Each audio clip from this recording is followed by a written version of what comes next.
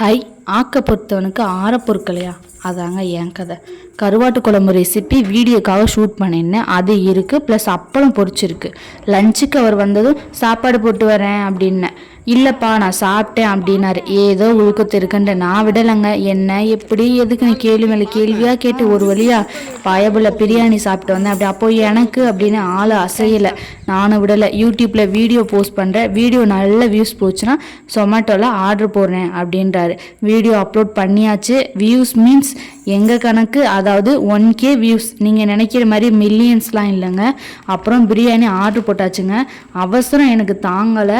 அதாவது 53 மினிட்ஸ் போட்டிருந்தாங்க. அது வரைக்கும் வெயிட் பண்ணிட்டு அந்த அண்ணா வந்ததும் ஓடி போய் அவருக்கு டிப்ஸ் 20 ரூபா கொடுத்தேன். உதவி பண்ணதை யார்கிட்டையும் சொல்லக்கூடாதுதாங்க. என்னை பார்த்து உங்களால் முடிஞ்சதை யாரோ ஒரு 2 பேர் கொடுத்தா சந்தோஷம்தான். பார்சல் மேலே ஒரு லெட்ரு இருந்தது. பிரேமான் பேர் போட்டிருந்தது. எங்கள் அம்மா பேர் போட்டதுனாலே என்னவோ பிரியாணி உண்மைக்குமே செம்ம சூப்பருங்க. இதில் என்ன ட்விஸ்ட்டுனா, அதில் ஒயிட் கலரில் ஒரு சட்னி மாதிரி இருந்துச்சுங்க. அது வெஜ்ஜுன்னு இருந்தது. அடி வைத்த கலக்கிடுச்சுங்க. பிரியாணி ஓப்பன் பண்ணி பார்க்குற வரைக்கும், அதாவது பீஸை பார்க்குற வரைக்கும் எனக்கு நம்பிக்கை இல்லைங்க. அது நான்வெஜ் தானே. Taste wise super, 10/10. அப்புறம் பிரேமாக்கா தேங்க்ஸ். குறிப்பு என்னென்னா, நம்ம சேனல் 100 சப்ஸ்கிரைபர் கிராஸ் பண்ணிடுச்சுங்க. எல்லாத்துக்கும் உங்கள் தயவும் கடவுளோட ஆசீர்வாதம் தாங்க காணணும். மேலும் இன்ட்ரெஸ்டிங்கான வீடியோஸ்க்கு நம்ம சேனலை ஃபாலோ பண்ணிக்கோங்க.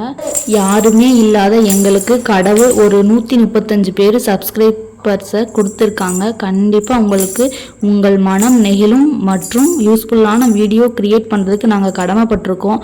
இந்த 100 சப்ஸ்கிரைபர்ஸ் கூட இல்லாமல் நிறைய பேர் இருக்காங்க. வீடியோஸ் போட்ட ஒரு வாரத்தில் இவ்வளோ ரீச் ஆனது ரொம்ப சந்தோஷம். அப்புறம் எனக்கு இந்த கரண்டியில் சாப்பிட்றதெல்லாம் பிடிக்காதுங்க. டெஃபினெட்லி நம்ம கை தான். பிரியாணி ஒரு ஃபுட்டு இல்லைங்க, அது ஒரு எமோஷன்.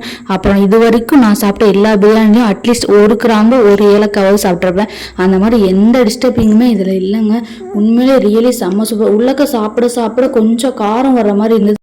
அந்த சட்னி ஊற்றி சாப்பிடும்போது அதுவும் சூப்பராகிடுச்சுங்க. இப்போ வரைக்கும் அது என்ன சட்னி எனக்கு தெரியலங்க. அப்புறம் பேக்கேஜிங் பற்றி சொல்லணும்னா, உண்மையிலேயே உள்ளன பேக்கேஜிங் ரொம்ப சேஃபாக பண்ணியிருந்தாங்க. அப்புறம் இது ஒரு ஃபுட் ரிவ்யூக்கான வீடியோ இல்லைங்க. நான் இன்னைக்கு நடந்ததை உங்களோட ஷேர் பண்ணியிருக்கேன். அவ்வளோதாங்க.